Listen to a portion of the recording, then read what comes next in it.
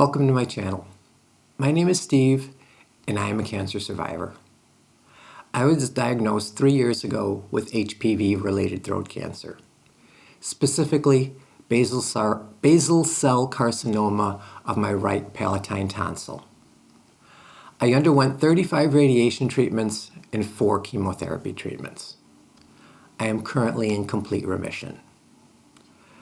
The purpose of this channel is to share my experiences with you and hopefully make your journey with cancer a little bit easier.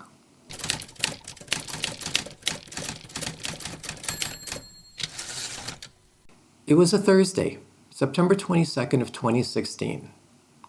I was on vacation with my wife and daughter in Las Vegas.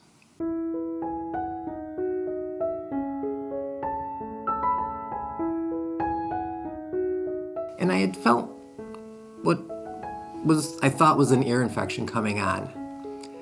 I didn't want it to wreck our vacation, so I went to a local clinic to have a doctor look at it. And the doc there tells me it's not my ear, but my tonsils. He gives me a script for Augmentin and tells me to see my doctor when I got home. 10 days later, I'm in my doctor's office. She takes one look in my throat and tells me I need to see an ENT. She types something into her computer, and a few hours later, I get a call from a nurse.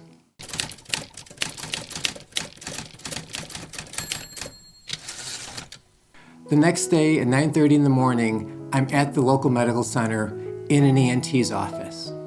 The nurse comes in first and she does all the easy stuff. Then the first doctor comes in. She shakes my hand and sits down at a computer and starts typing away. She never stopped typing the whole appointment. Later, this will become apparent why. She documents my whole medical history and my family history. Next, my ENT comes in, and he has this lamp thing on his head, and he's looking everywhere and really closely at everything I have, and he's telling everything he sees to the lady who's typing on the computer in the corner. Then he sticks a camera up my nose and down the back of my throat.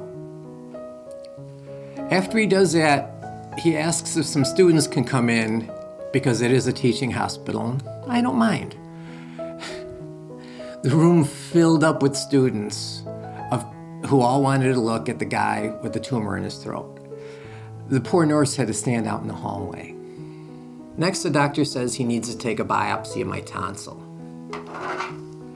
He takes a device that looks something like this, and he sticks it in and takes 3 pea-sized chunks, hopefully it was cleaner, of my tonsil. It hurt like hell. Now, he knows it's cancer. He's seen it before many times. He just can't tell me yet until he gets the results.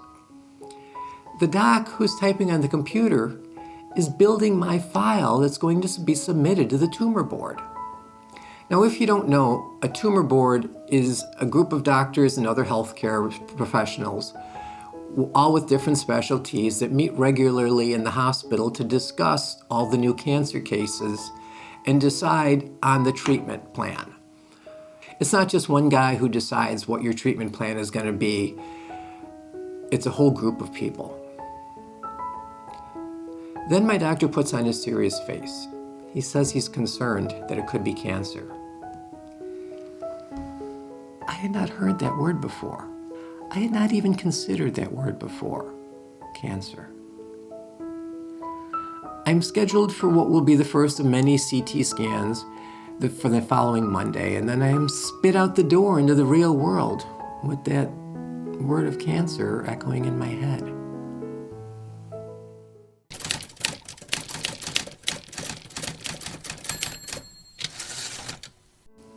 My CT showed a tumor on my right palatine tonsil and 3 questionable lymph nodes. I will later learn that my throat cancer is HPV related, meaning I caught the virus many years ago and it has now developed into cancer.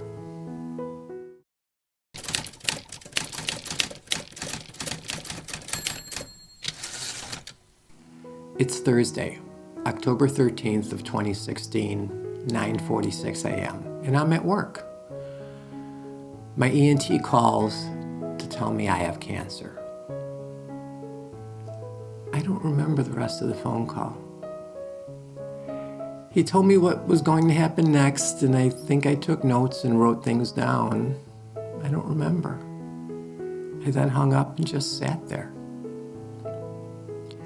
I turned to my other coworker who's sitting in the room with me, and I said, I have cancer. Now, I don't really even know the guy.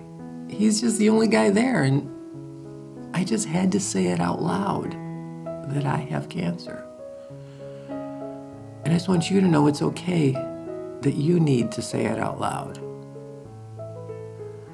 I needed to tell my family, but I didn't know how. I'd never done this before. It's not like there's a manual for these things.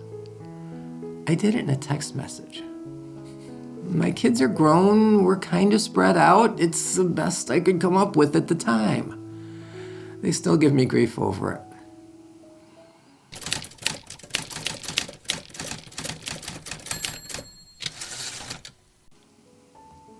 I think I left work early that day, and all I could think about was my mom.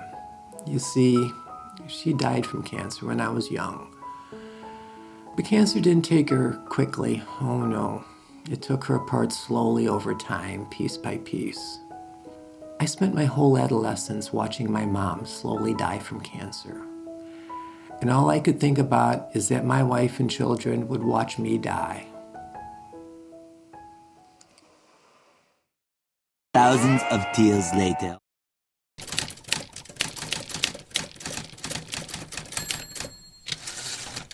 Thanks for coming to my channel. In the coming episodes, I will take you through the steps of my treatment and recovery. Along the way, I will try to give you guidance to make your journey with cancer a little less sucky than mine was. If you're interested, please click subscribe and click the bell to get notifications. I will try to post new videos every 2 weeks or so, and will guide you through the next 2 weeks of your treatment and recovery. But sometimes life does get in the way. If you have any questions or topics you would like me to cover, please leave them in the comments. And as always, thanks for watching.